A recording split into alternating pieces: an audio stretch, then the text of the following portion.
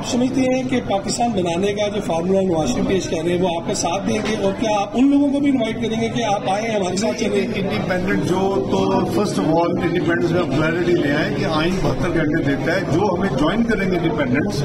وہ تو یعنی کہ پھر اس پارٹی کا حصہ بن جاتے ہیں۔ مسلم لیگ نون کے اوپر وہ تمام پابندیاں جو پولیٹیکل پارٹی کے ممبر میں ہوتی ہیں وہ ہوتی ہے، اس میں مین وہ vote of confidence, vote of no confidence, اس میں آپ کا بجٹ ہے، اس میں آپ کی کانسٹیٹیوشنل امینڈمنٹس ہیں، تو وہ تو فالو کرنی پڑتی ہے۔ جہاں تک ان کو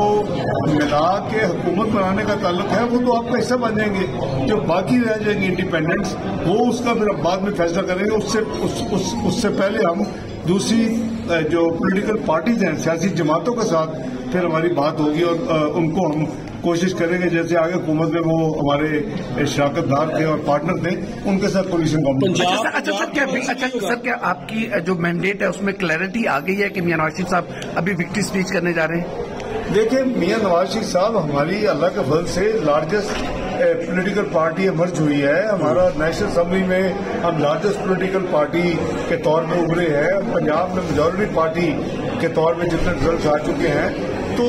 یہ تو ظاہر ہے کہ میاں صاحب جو ہے وہ اپنے ووٹرز کا، اپنے سپورٹرز کا، اپنی ٹیم کا اتنے مہینے ہارڈ ورک کیا ہے تو اس کو ریکگنائز کریں گے، شکریہ ادا کریں گے۔ آپ کے ٹیم لیڈر کا ہارنا منصیرہ میں وہ کتنا سیٹ بیک ہے؟ بطور چیف الیکشن کمیشن نون لیگ کے جو سیل تھا آپ نے بڑا اچھا پرفارم کیا، رات کو کیا ہوا کہ ریزلٹس بہت اونچے نیچے ہوئے؟ کیا آر اوز نے ریزلٹس لیٹ کیے تھے؟ سوری، آر اوز نے ریزلٹس لیٹ کیے، آپ کیا سمجھتے ہیں؟ کیونکہ آپ الیکشن نہیں دیکھیں، ایک تو کل سسٹم جو تھا وہ ڈاؤن تھا، آپ کو بھی پتا ہے، مجھے پہلی دفعہ ملک میں ڈاؤن نہیں ہوا، کئی دفعہ ہوا ہے۔ میری ذاتی رائے میں میرا خیال ہے کہ اس کو ڈاؤن کرنے کی ایک وجہ ہو سکتی ہے اور وہ ہے دہشت گردی، اور چونکہ پولنگ اسٹیشن جو ہے ملک میں قریباً 90,000 سے زیادہ تھے، ٹو بی پرسائز 91,000 سے زیادہ تھے، اور ان کے اوپر کئی درجنے لوگ اور کئی پولنگ اسٹیشن کئی 100 لوگ ایک وقت پہ کیوز میں لگے ہوئے تھے۔ تو میں سمجھتا ہوں کہ یہ ایک سیکورٹی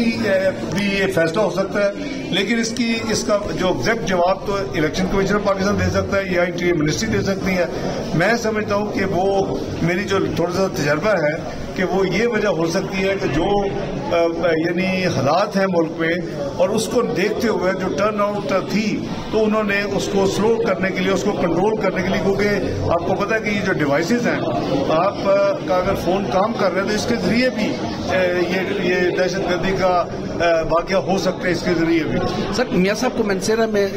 شکست کا سامنا کرنا پڑا ہے، جیت چکے ہیں جی۔ اچھا ڈاکٹر صاحب، یہ اس میں کہا جا رہا ہے کہ مانسہرہ میں میری کیپٹن صدر سے بات ہوئی ہے، وہ کہہ رہے ہیں کہ ابھی ہمارے تو فارمز پورے آئے نہیں اور ہم نے جو غلط فیصلہ ہوا ہے اس میں بھی ہم اپیل پہ بھی ہیں اور ابھی یہ فیصلہ ہم جیت رہے ہیں۔ اچھا، مجھے تو یہ پتا ہے کہ ہم جیت چکے ہیں، میں یہ آپ سے میں نیوز لے رہا ہوں، لیکن وہاں پہ دستار صاحب کا اناؤنس ہوا ہے۔ ڈاکٹر صاحب، یہ آخری سوال یہ پوچھا جاتا ہے آپ سے کہ چیف منسٹر کا کینڈیڈیٹ نون لیگ کی طرف سے کون ہوگا، اور آپ